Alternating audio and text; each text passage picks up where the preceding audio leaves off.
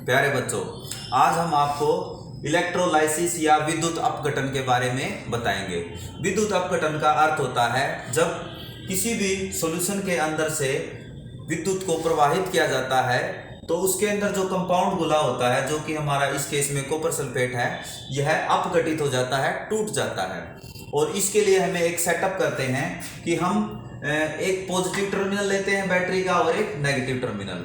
Positive terminal को हम शुद्ध धातु से जोड़ते हैं जो कि हमारी कॉपर होगी और इसको हम एनोड भी कहते हैं। दूसरी तरफ हम एक प्लेट लेते हैं जहाँ पे मैंने एक स्पैचुला लिया है, इसको मैं नेगेटिव टर्मिनल से जोड़ता हूँ जिसको हम कैथोड कहते हैं। यहाँ से जब विद्युत पास होगी तो जो हमारा कॉपर सल्फेट यहाँ पे घुला हुआ है, यह कॉपर और सल्फेट दो चीज़ों में टूट जाएगा। ये कॉपर पॉजिटिव में टूट जाएगा। तो अब क्या होगा, ये कॉपर सल्फेट फिर यहाँ से जाकर इसके ऊपर जमा होना शुरू हो जाएगा।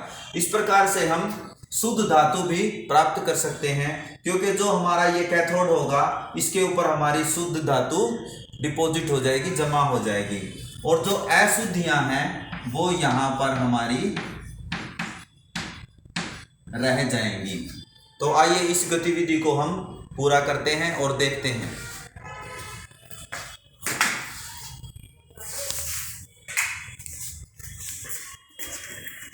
तो इसको करने के लिए मैंने इस्तेमाल किया है कॉपर सल्फेट, जो कि नीले रंग का होता है, आपको पहले ही पता है, जो मैंने इस चाइना डिश के अंदर पहले से ही घोल के रखा है। उसके बाद हम इस्तेमाल करेंगे कुछ बूंदे सल्फ्यूरिक एसिड की, ताकि इसकी जो कंडक्टिविटी है यानी कि विद्युत की सुचालकता है उसको बढ़ाया जा सके। तो एक ड्रॉपर की सहायता से कुछ मात्रा में मैं कॉपर सल्फेट इसके अंदर डाल देता हूँ।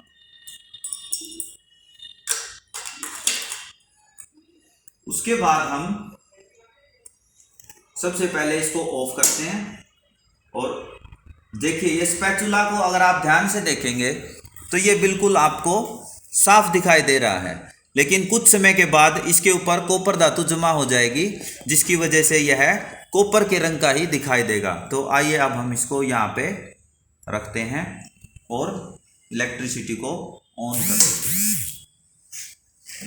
1 मिनट के लिए अगर आप यहाँ पर ध्यान देंगे तो ये देखिए बहुत तेजी से आपको बुलबुले उठते हुए दिखाई दे रहे हैं।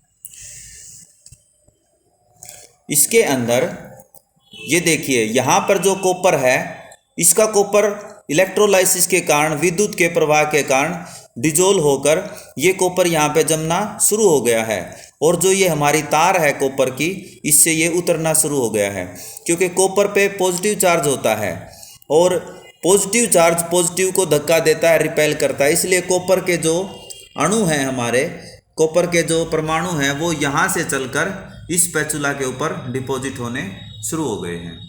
देखिए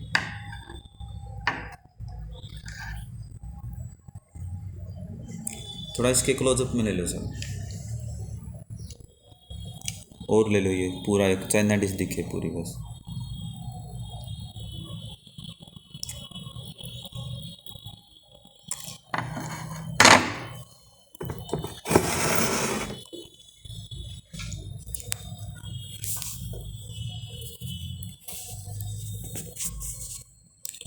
ये देखिए यहाँ पर ये जो तार आपको दिखाई दे रही है, ये आपकी तांबे की तार है जिसके ऊपर कॉपर जमा है, और दूसरी तरफ जो स्पैचुला है ये हमारा एक अन्य धातु है।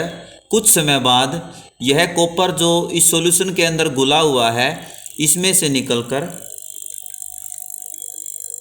इस प्लेट पर जमा हो जाएगा, और ये देखिए धीरे धीरे कॉपर के ऊपर जितनी भी अशुद्धियाँ थी वो सारी निकल के नीचे काले काले रंग के गंदगी के रूप में इकट्ठी हो गई। इसी को हम एनोड मड भी बोलते हैं या अशुद्धियाँ बोलते हैं, और जो शुद्ध धातु है वह ट्रांसफ़र होकर इस कैथोड के ऊपर, जो कि हमारी स्पैचुला है, जमा होनी शुरू हो गई है।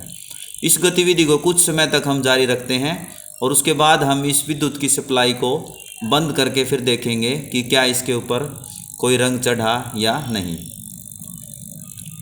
अब मैं कुछ समय के लिए इसकी विद्युत की सप्लाई ऑफ करता हूँ।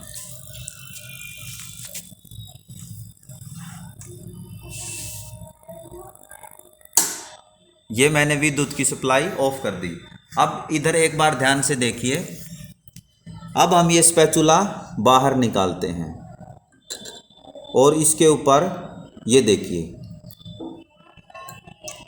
पहले ये स्पैचुला बिल्कुल एकदम स्टील का था, लेकिन अब इसके ऊपर तांबे का रंग का जो परत जम गई है वो बिल्कुल साफ साफ दिखाई दे रही है। यही है हमारा विद्युत का अपघटन।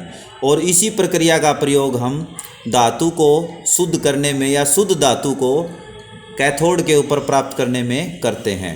उम्मीद है बच्चों इससे आपको इलेक्ट्रोलाइसिस, विद्युत अपघटन तथा धातु के परिष्करण के बारे में अच्छी जानकारी प्राप्त हुई होगी। धन्यवाद।